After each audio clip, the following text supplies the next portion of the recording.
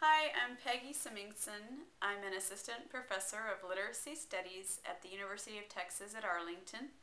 This video cast is to show you a little bit about myself as a reader, and I'll be modeling a little bit about how to think aloud about your own interests as a reader and also about your own reading processes, so that when we get to thinking aloud about yourself as a reader for your students in your future classroom, you'll be better able to do that.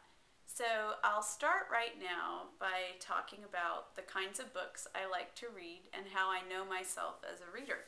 So to illustrate, I know that I like to generally read nonfiction, a little bit more than fiction, and I almost never read long novels.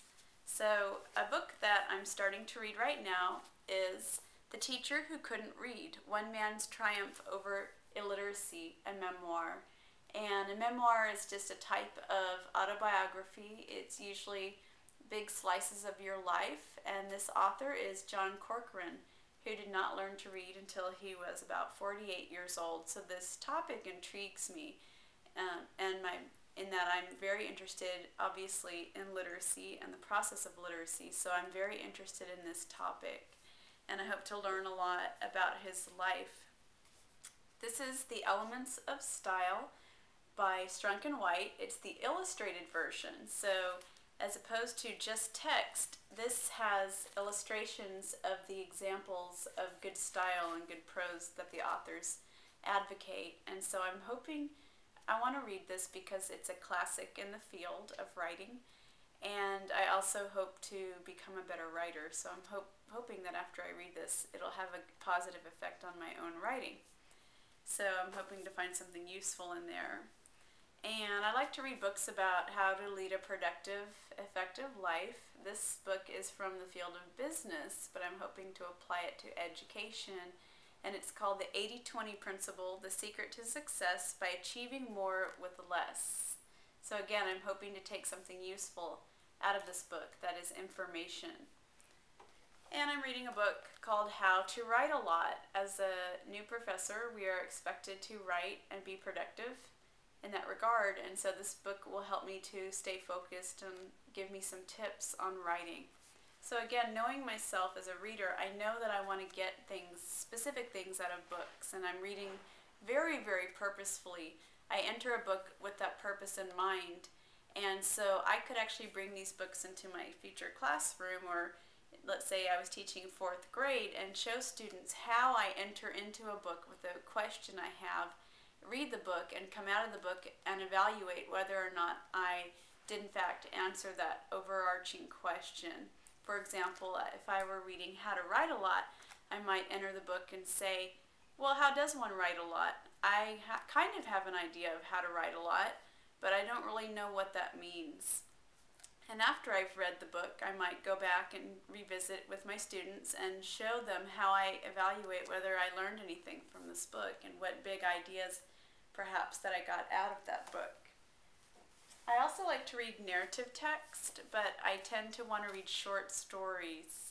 Maybe it has to do with my attention span or my interests, but I like short stories that draw on places that I've been to, like California. So I grew up in California, in Southern California, and Sam Shepard writes fiction about that place, California. So I can really make a lot of connections to the place in this book, but I also like that they're short stories, and that helps me as a busy person to fit reading in my life.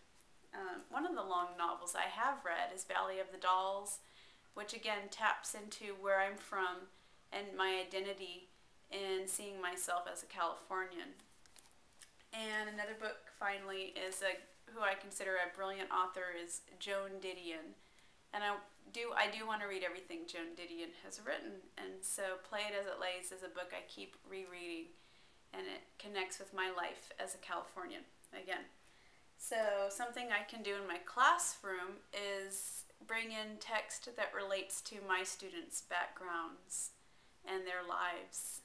And finally, a book on my reading list is The Dallas Myth, and it's written by Harvey Graff, who's a literacy scholar but also studies history and English.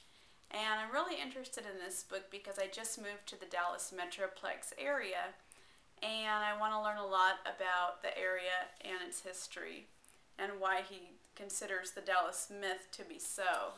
That title really got me and intrigued me, and so it pulled me in. And I'm hoping to just read this book again in bits and pieces. I generally don't sit down and read a book cover to cover, so I'm thinking this is the type of book I can read a chapter at a time and still get a lot out of it.